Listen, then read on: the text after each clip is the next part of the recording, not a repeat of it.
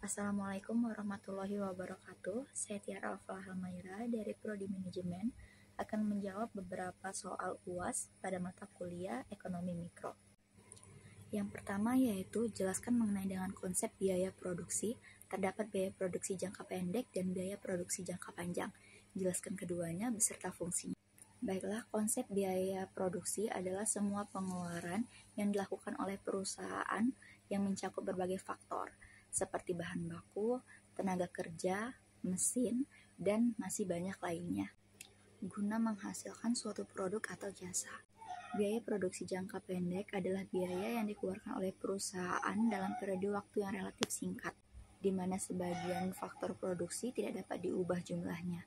Fungsi biaya produksi jangka pendek yaitu menentukan harga jual produk dalam jangka pendek, mengambil keputusan produksi dalam jangka pendek, mengevaluasi efisiensi, dan penggunaan faktor produksi dalam jangka pendek.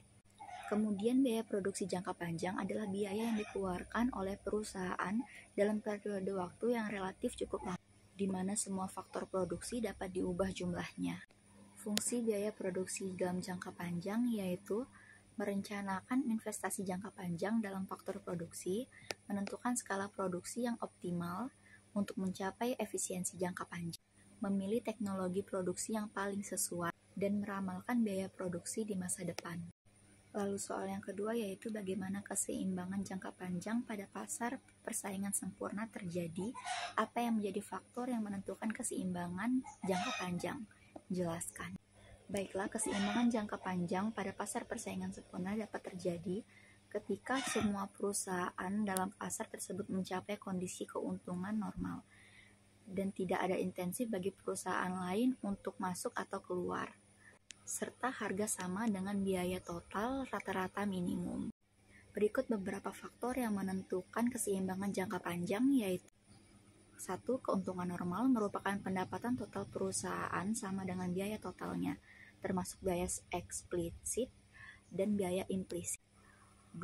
Harga pasar sama dengan ATC minimum, sehingga perusahaan hanya memperoleh keuntungan normal.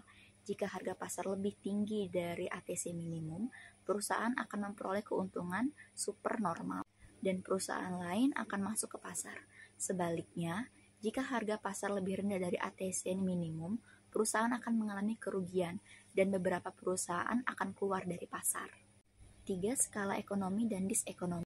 Jika perusahaan dapat mencapai skala ekonomi dengan meningkatkan produksi biaya rata-rata, mereka akan menurun dan mereka dapat menawarkan harga yang lebih rendah.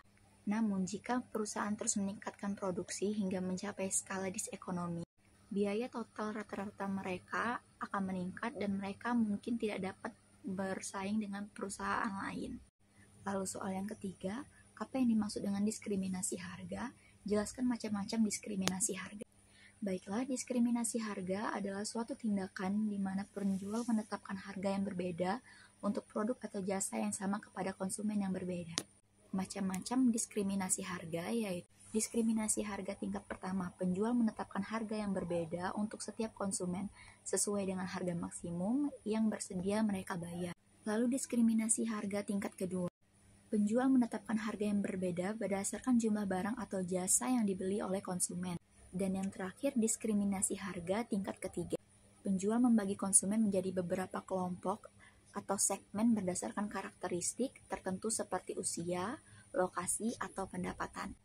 Baiklah, sekian jawaban saya mengenai beberapa soal UAS pada mata kuliah Ekonomi Mikro. Saya akhiri, wassalamualaikum warahmatullahi wabarakatuh. Terima kasih.